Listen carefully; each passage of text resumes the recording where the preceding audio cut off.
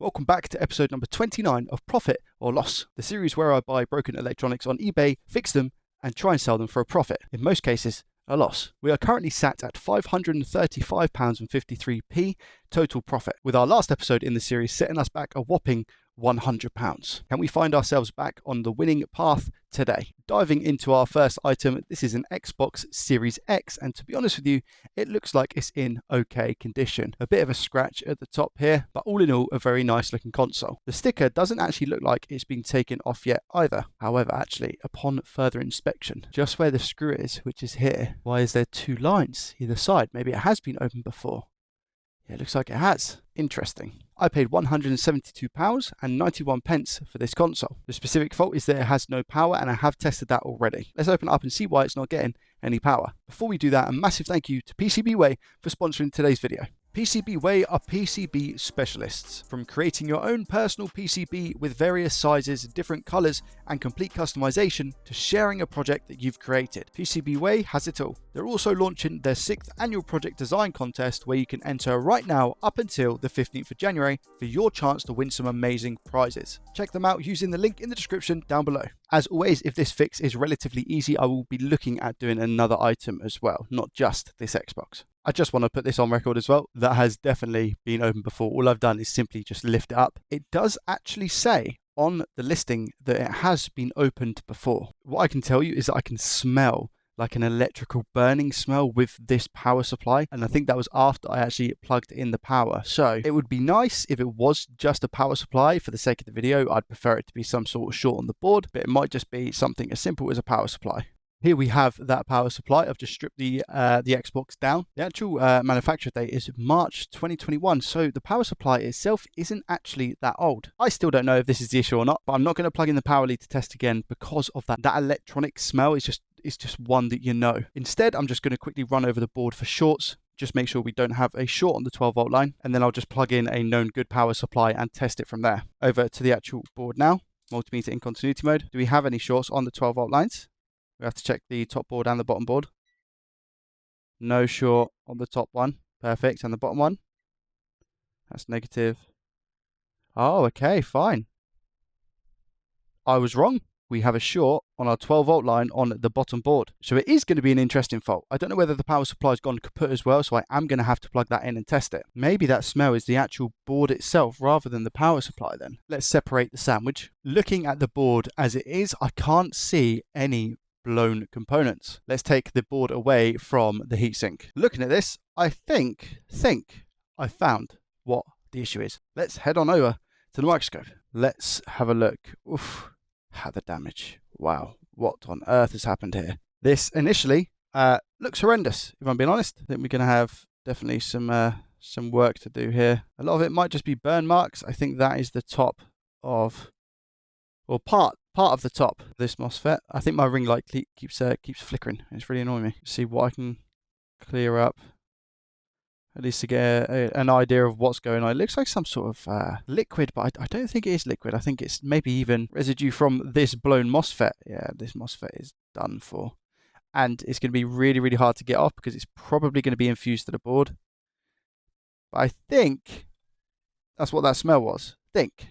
It was definitely this. So I need to try and get this MOSFET off first and then try and repair it. It's going to be tough though. I need to get the whole area clean to see what it is that we're actually dealing with. And this might not even be the root of our short. It most probably is, but who knows what else it could have affected. Let's clean up quickly and get this MOSFET off. It's going to take me about 10 years because these boards are very, very thick. I think here as well, we actually have a solder blob, which has probably come out from underneath the MOSFET.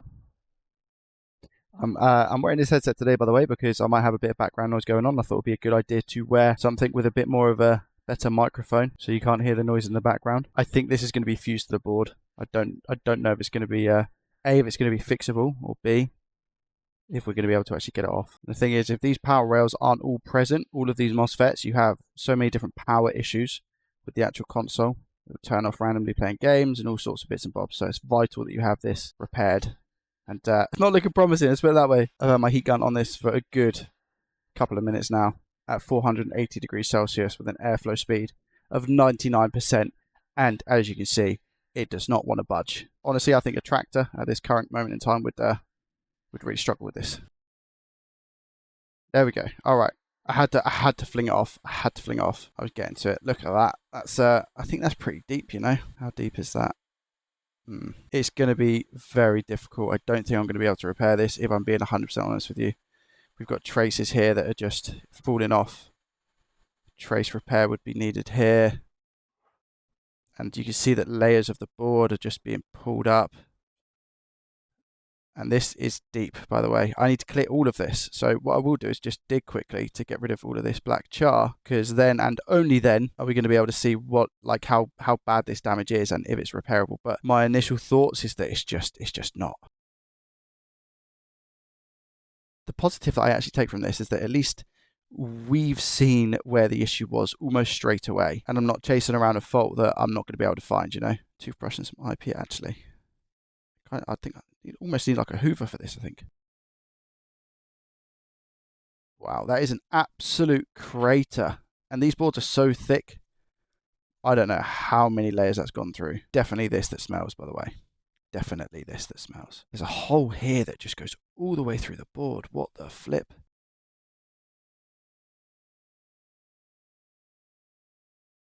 This is as good as it gets for spares and repairs, to be honest. And there's still char underneath this layer here as well. It's unfortunate. It's also one of those things, like I said, someone mega talented could do this, but the amount of different connections, if you look at the MOSFET underneath and you look at all of those individual traces, how many have we got? So if we count, how far do we have to go down? Probably this one as well. So 1, 2, 3, 4, 5, that's probably ground, 6, 7, 8, 9, and then over here as well, maybe 10 because we don't have it here.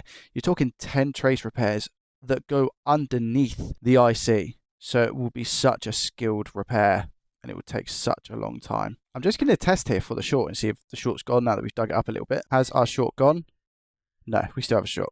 So we still have a short to ground. Most probably this is going to be causing it. However, it could also be, I know it sounds stupid, but we might just have a faulty cap and that would have been a big bang when it went, that is for sure. However, RAM, more MOSFETs, and also the fact maybe I'll test the power supply to see if that's good. We've got the disk drive, the chassis, the fan. The chassis is in pretty good condition. So whilst that £172.91 is a loss, at the same time, we should be able to scrape some bits back if I ever go to use some of those components in a future Xbox Series X that I do need to fix. We don't know about the SSD as well. The SSD might be good. On that note, I guess, is the power supply any good? On this, we're looking for 12 volts on both connections.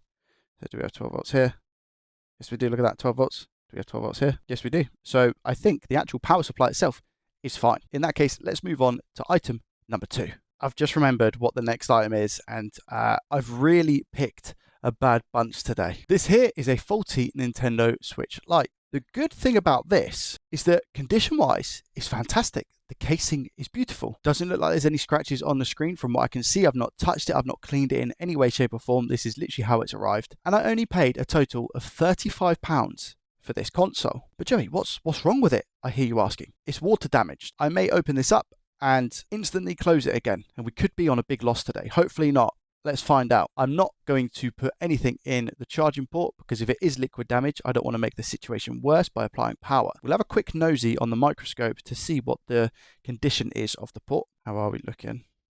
Is this how they said it was liquid damage because of the port? Port doesn't look too bad. We might have tiny bits of corrosion at the top there. Port itself, I'd pass that off as no liquid damage in the port. So where is this liquid damage? I was just looking at this Nintendo Switch and I was like, it's Phillips for this screw and this screw and this screw and this screw. And then it's Tri-Wing for the rest. However, this has been taken apart because that's a Phillips, and the ones that were here, which are usually Phillips, were Tri-Wing. So I think this Switch has, in fact, been taken apart. I mean, I can't even put into words about how water damaged this Nintendo Switch Lite actually is. So I'm just going to sit here and put my head in my hands, cry for a little bit, and then just get over it. You know, this is the you can see the radiator that cools the CPU is very misaligned and out of shape. This ribbon cable here has been absolutely squashed, and this is the current state of the motherboard. This is completely written off. I'm not going to go over every single thing because I think it's fairly obvious. Even all of the connectors look ridiculously water damaged. You can see just like all of these little components here. Look how badly damaged that is. Look at all of the corrosion around here. These caps might as well just not exist, you know, like around the max IC.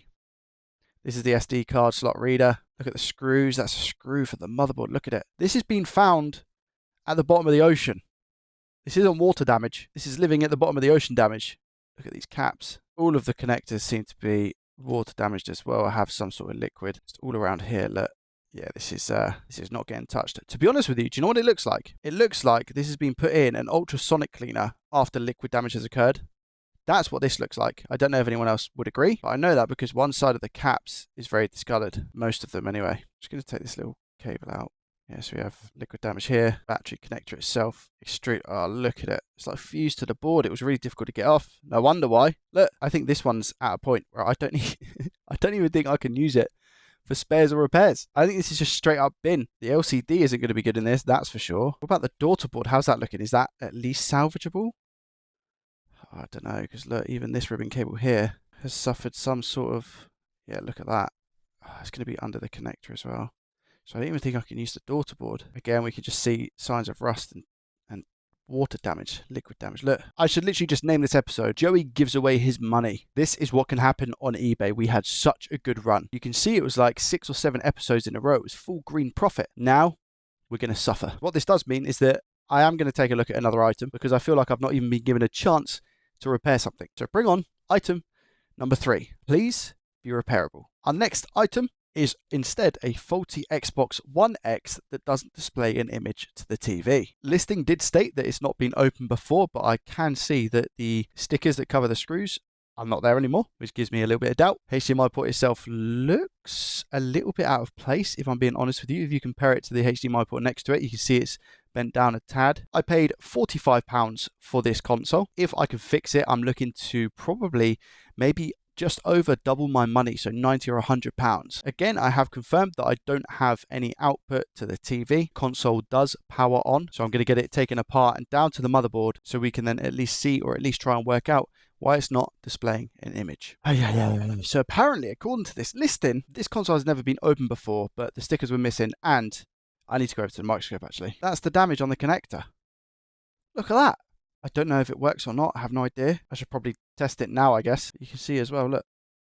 Man, you're unlucky today, hey? I've just confirmed the USB port does not work because of this. So, interesting. This is definitely not original thermal paste. The console has 100% been opened before. That port is 100% not factory.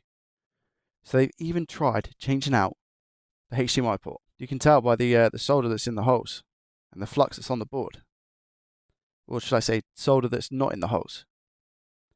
Look at this factory port here. And then look at this. Have they changed the retimer IC as well? There is flux around it. You know what? That might have been soldered on as well. The ESD IC looks like it has something on it. Some flux or something. Because that's now just come off. Yeah, that's clean now. The exact wordings on the eBay listing is, I've never opened the case, so it's all untouched inside. How is the... Oh, Lord, look. The port, it's not even attached. Oh my gosh. Look at this. Untouched. What on earth? I'm not even going to attempt to solder that port into place. I just don't trust, A, the job that's been done, or the port itself. I like to use my own ports. But I am just going to check and see what the reading is that we have on TDP158. So what kind of a reading do we get here? We get 5K, which is about right. So the retime is absolutely fine. In theory, I think then it's just going to be a case of replacing this port and sorting out this, which I've never actually done before. So I'm looking forward to it. Apparently this is quite a common issue that I've never had on an Xbox One X. But in this scenario, even though it makes for good content, I will be reaching out to the seller on eBay and just see what they say, because you can't say that it's untouched on the inside if you don't know for sure that that isn't the case. The owner of the console who sold it to me may have never been inside it, but you then don't put on an eBay listing that it's untouched on the inside. Let's crack on with trying to repair this.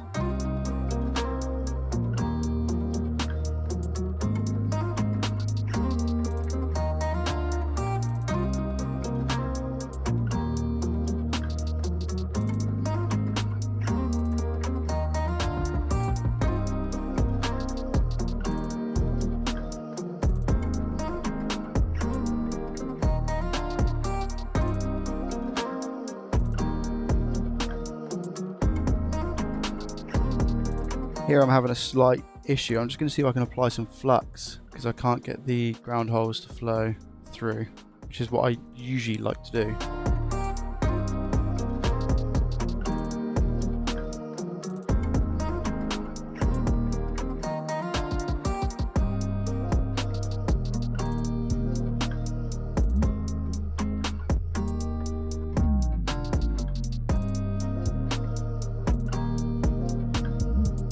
Now let's completely take this off.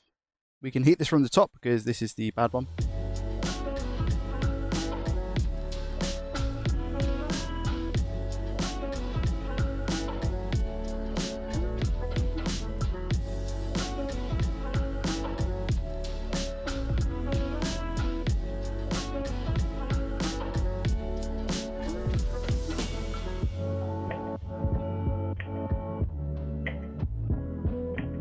There we go, we can see that's nice and connected there. Lovely. Just make sure the other side as well. Yeah, beautiful. Nice. Let's reassemble this and see if everything works. Okay, so everything has been put back together. I still have no idea if this works or not. I had to swap out this as well, which is the sync and USB slot at the front of the console, because if you remember, this was mashed up as well. Hopefully it works. I have no idea. I don't know why I put it back together. Let's see what happens. Is it power on? Yes, it does. It doesn't make a startup beep, but that might be profile settings. At least I hope so anyway. Okay, so I've switched to the Elgato game scene. Okay, we have screen lock. There we go. Okay. And it's booted in what looks like 1080p as well, which is also nice. So we have a display. That's one thing out of the way. Where's it going to take me to now? Update screen. Whilst that is loading and doing its thing, if I plug this into the front USB, do we get power on the controller? We get vibration. There we go. Okay, good. So we get power. And it looks like we get data because it's synced up. Checking for updates, of course. Again, like I said, I've not actually done that repair before, so that was pretty fun. And of course, I need to go through an update. So I'll confirm that it's all good with the disk drive, etc. And then hopefully we can try and reclaim some of the small amount of loss that we're probably going to have in today's video. Okay, and just like that, it's all been updated. We have the option for 4K, so I know that it works. It should be absolutely fine. Just make sure disk drive works. So I put Sims 4 in. Hopefully it does. It sounds healthy. Sims 4, there we go. Disk drive is A-OK. There we go, you can also see down there that it is in fact installing the disk. At least we've had one success today. Let's head on over to Sally's spectacular spreadsheet to add up the costs. It'll be a hard pill to swallow today, but it is what it is. Our total costs is £252.91. I should be able to sell the Xbox One X console between £90 to £100. I'm going to push it today, I'm going to say £100, which leaves us with a gross profit of minus £159.81. Let's minus that from the total, minus 159.81. We are positive £375.72. It's not looking good, but I have faith. Let me know what you think of the audio quality in this video compared to the videos previous. Check out the latest episode in this series up here, or take a look at the playlist and start from the very beginning. Thanks for watching, and I'll see you in the next one. Peace.